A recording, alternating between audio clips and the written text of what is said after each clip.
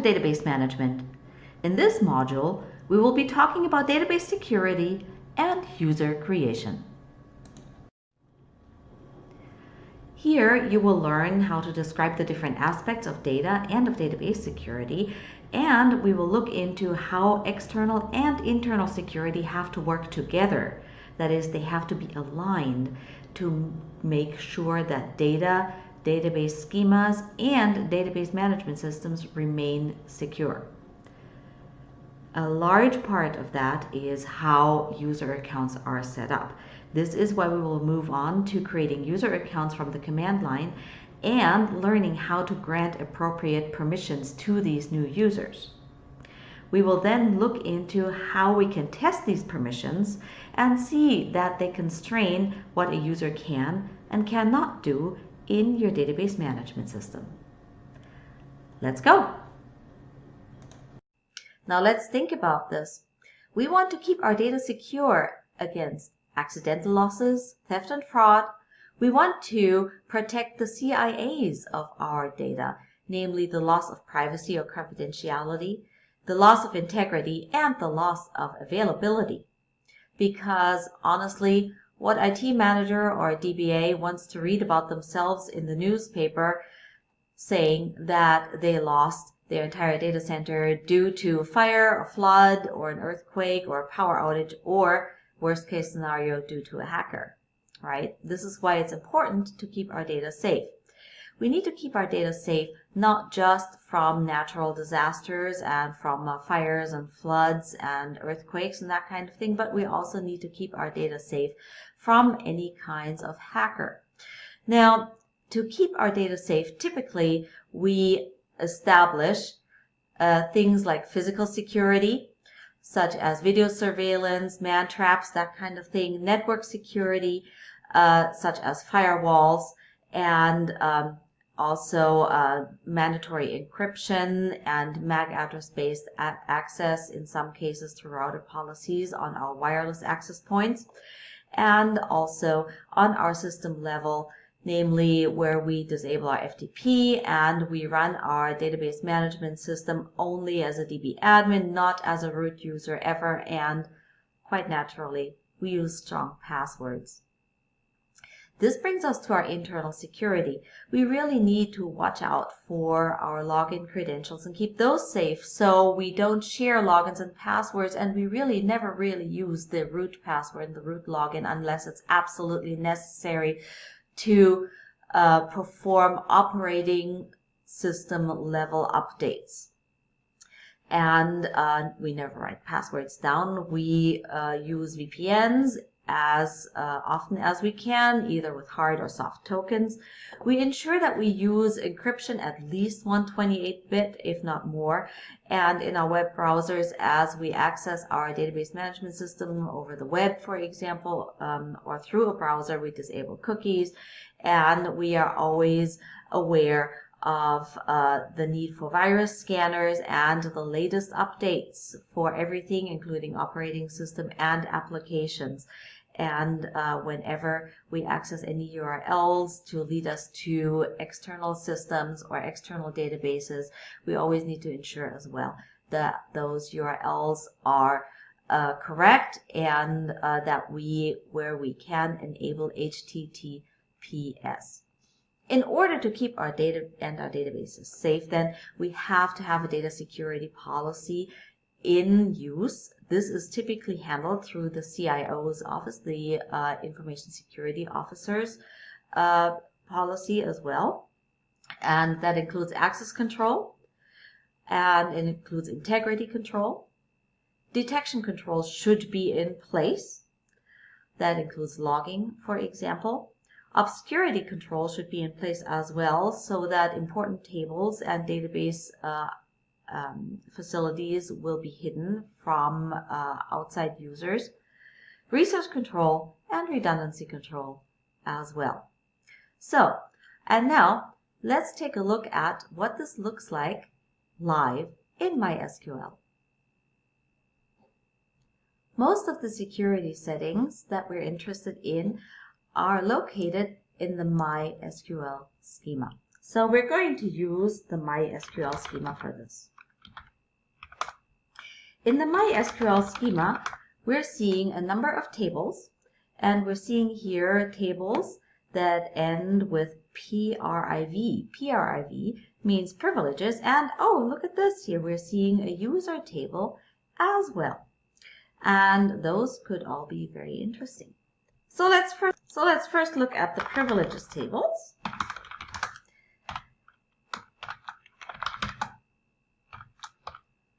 All right, so here we have privileges that we can set for columns, procs, processes, proxies, and tables.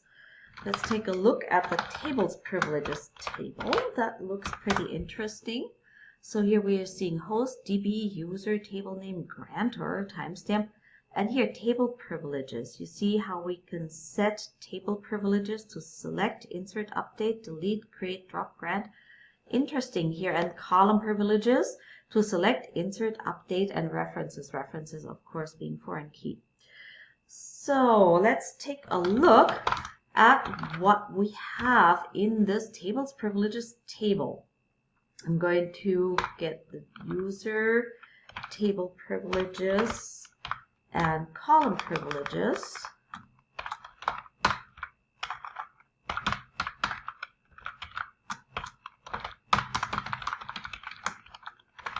Out of this table, and we're seeing here we have our users and our table privileges here. Select, insert, update, delete. Here we have just select.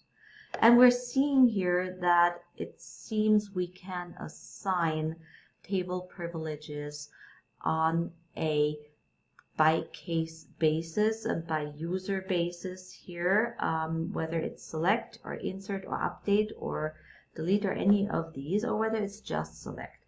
And that's what we're going to do next. However, before we do that, let's take a look at the user table as well. That was also really interesting to us. Oh boy. Okay. In our user table, we have even more privileges. So here we're seeing we have select privileges, insert privileges, update privileges, delete, and so on and so on. So let's take a look at that as well. We have user, select privileges, then insert, update, delete, and create.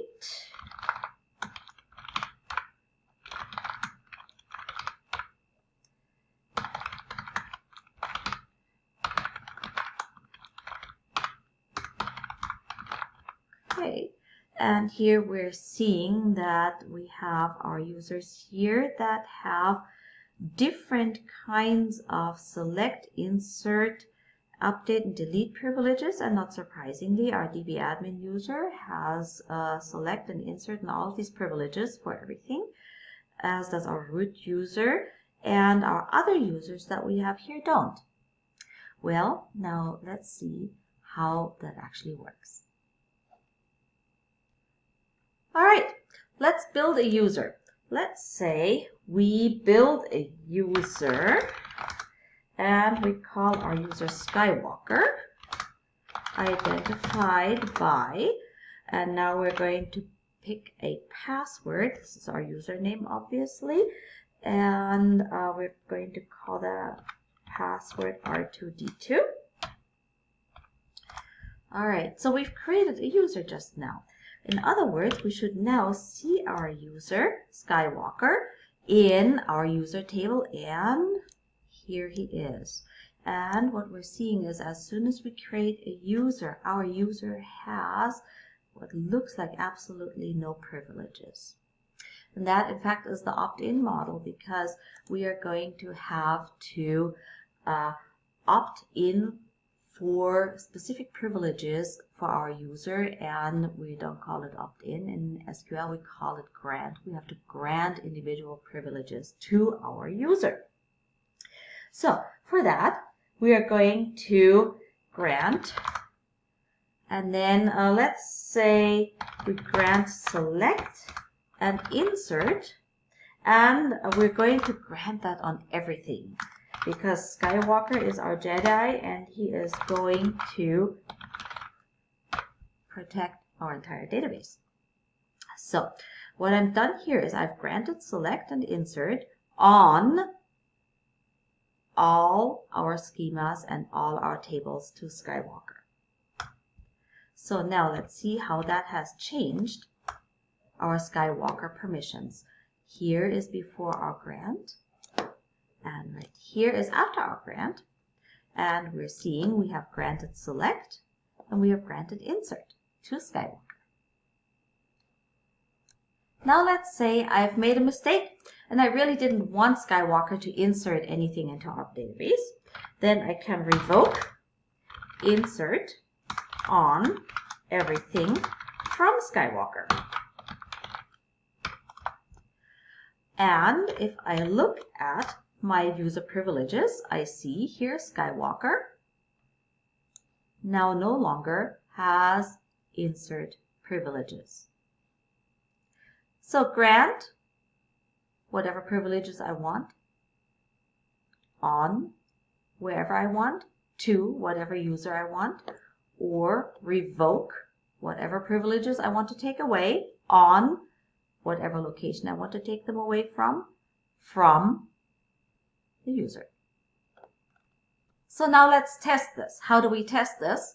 Well, we have to actually log in with this user. In order to log in with this user, we're going to pull up a command prompt from our Windows search box, and we're going to cd into, well, first we're going to change our drive. I'm going to have to change my drive to the C drive here, and we're in a DOS window. So then I'm going to use cd because that is also my DOS command for changing directories. Then I'm going to go into program files here, and I know that under program files I have MySQL. And then in MySQL here, I'm going to take a look around in DOS. That we do that with the dir directory command, and we're seeing that in the program files, MySQL directory on my Windows 10 computer, I have a MySQL server directory. So I'm going to go into MySQL server directory here. And then I'm going to look around again, and in any good application directory, there's a bin directory, which means that that's where my executables are located. And unless I want to modify my Windows path, I'm just going to go into that bin directory. And in this bin directory, I can see I have my mysql.exe command. And that's the one I'm going to need in order to log in as a Skywalker user. So let's do that. To do so, we type MySQL -u and then the username and then -p. And that will require us to enter the password that we have built for our user. As a reminder, that password was R2D2. And now I am logged in as my Skywalker user. So as my Skywalker user, the first action that I'm going to do is I'm going to use my movie stream database.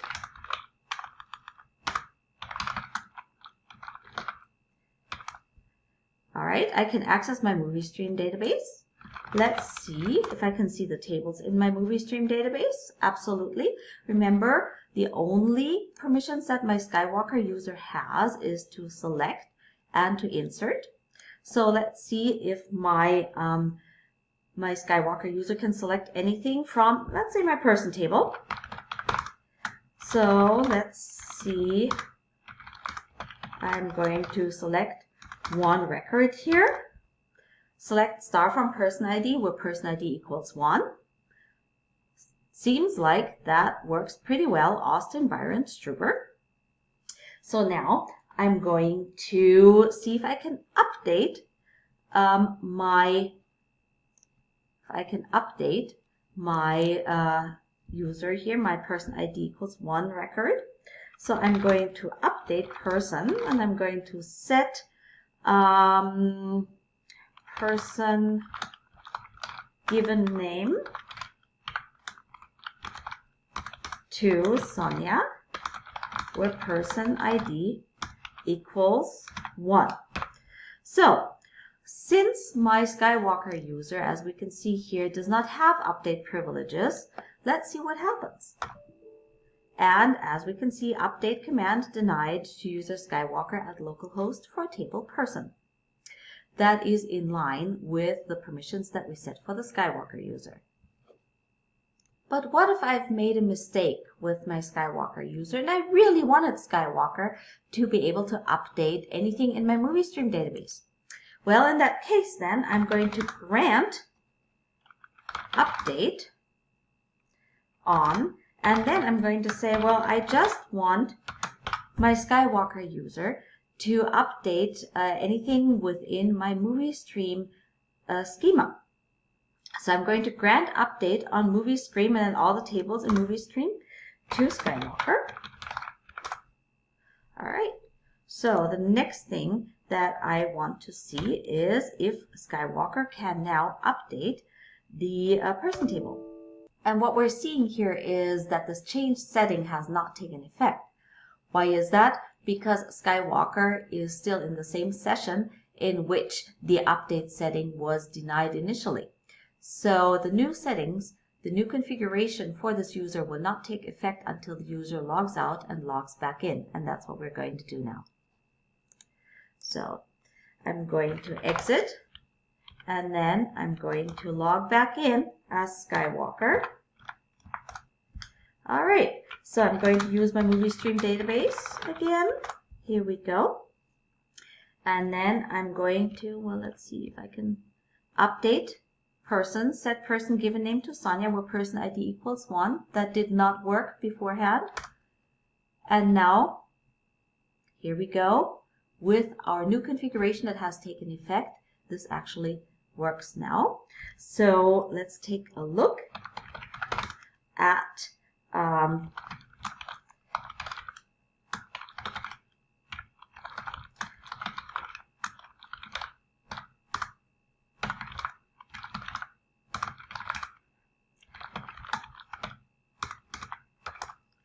our record, and as we can see here, the person given name has now been updated to Sonia, where person family name was Struber here, so it's Sonia Byron Struber in with the person ID equaling 1.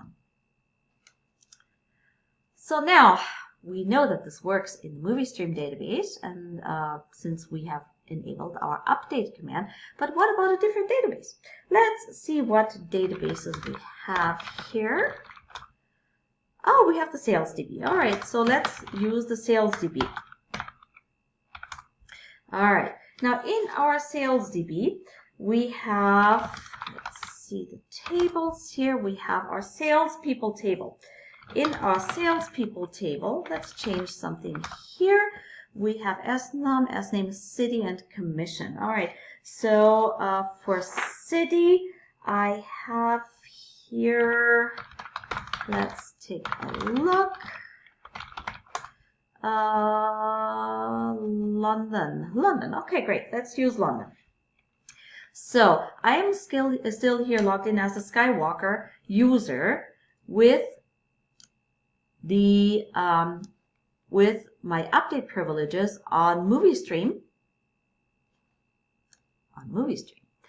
Let's see what happens when I try to update something in the sales DB. So let's update the salespeople table and set the SNUM to 1313, where the city equals London. We know we have London here. So what do we expect to see? Exactly. Our update command was denied to the user Skywalker at localhost for the table salespeople because our salespeople table is not in our movie stream schema. That is in the sales DB schema. So our Skywalker user has update privileges, as we've seen here, in our movie stream schema, but not in our sales DB. And now let's do this on a table basis. In our sales DB, we have our customers table. So let's grant update on salesdb.customers to Skywalker. We're going back here, and because our session still contains the old configuration, we're going to log out and going to log back in with the update on the SalesDB customers available to Skywalker now. All right, so we're going to use the SalesDB, and let's take a look at the customers table. So we can now update. Let's update our snum here. Then, and where our city equals London, we know that we have London. So I'm going to update customers. Set snum equal to 1313, where city equals London. And what we should be seeing is 2 rows affected. Why is that? Because we granted the update on salesdb.customers to Skywalker. Well, we have just updated the customers table in our SalesDB, and in fact, let's take a look to see if we have 1313 here in our snum, and we're seeing here in snum 1313 where city is London, and we're seeing another one right here. So that worked. Now let's see if maybe because we modified something on our SalesDB, maybe that is also applicable to our salespeople table. Remember our salespeople table? Let's take a look at that again. All right, so let's update our salespeople table and set our commission to 0.5, where city, because we can, equals London. So, the update command is still denied to user Skywalker for table salespeople. And as we're seeing here, it's very specific because we're seeing for table salespeople, the reason being that our Skywalker user has update privileges only to our customers table. This shows us that we can set privileges, whether they are update or select or delete or create or any of these selectively for a user. But what we've also seen is that when we first create a user inside of our database, that user has absolutely no privileges. So we have to opt in. We have to grant specific privileges to the user. And all of this is done in the name, of course, of data security. All right, let's summarize. We have talked about how the different aspects of data and database security have to work together in order to create a cohesive entity that will protect data and database management systems. And that includes aligning the external and the internal security factors. A large part of that is the user account security. So we have looked at how to create user accounts from the command line and how to grant the appropriate permissions to the users that we have created. Lastly, we have then tested how the permissions constrain what a user can and cannot do in our database management system. Great job, and thank you for watching. I look forward to seeing you in a future video.